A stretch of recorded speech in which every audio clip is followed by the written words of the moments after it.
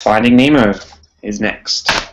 And, well, okay. So Finding Nemo for me is probably out of all Pixar movies that I've ever seen, except for perhaps Up, it was my most anticipated. Right, I was right in the heat of Pixar. This was when I really started to identify Pixar with quality. So I was must have been nearly 10 years old when this movie was about to come out. I saw the poster for it, I saw the trailers, and I saw I read the book, the novel adaptation before I saw the movie, and I pictured all the scenes in my head, and I'm like, oh, this is going to be amazing. The anglerfish, the whale, the sea turtles and the jellyfish. I'm like, oh my god, this is the kind of story that I like to tell as a kid. This is the kind of story I would have wanted to tell, like an adventure through the ocean, like a father trying to find his son, and just all the obstacles, all the different sea creatures, the myriad of obstacles he faces,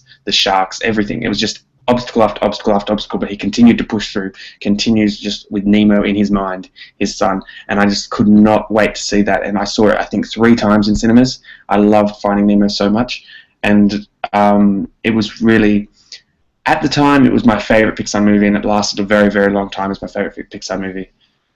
Yeah. Do you only like it just because they have Australia in it? No, it had nothing to do with Australia. It had everything to do with the fact that they were fish. I loved sea creatures at the time.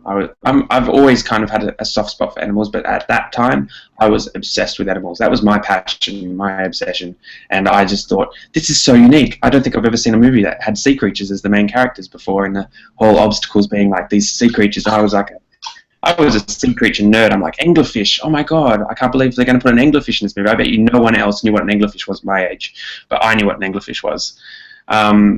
Anyway, so I was just couldn't wait to see all this animated, all this. I mean, it's got bright colors. It's like one of the most colorful Pixar movies even to date. And I think that it's just like taking out the father-son aspect, like it's just such a great adventure. It's such a great adventure film, really. Finding Nemo definitely will stand the test of time and already has stood the test of time. But I'm saying that some of the jokes, like the part where the mines explode and the pelican takes the fire, I think that's kind of a childish DreamWorks joke, and I really don't think that has a place in the Pixar canon. And the father-son thing is so like close to my heart, and I just really. It's sort of, I know it's not the same thing, but it's sort of close to the previous Pixar film with Sully and Boo. Yeah, it's very similar. Like that's what I said.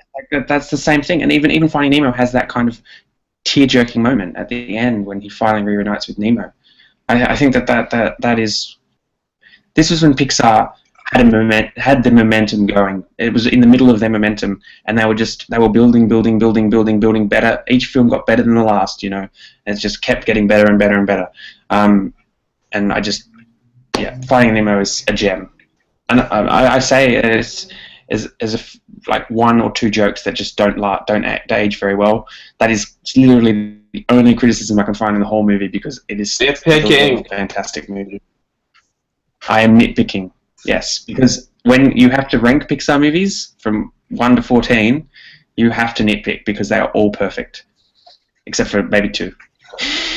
We should say the Finding Nemo, for people who don't know, is the first Pixar film to win animated feature film Oscar. And they won pretty much every one after it, nearly.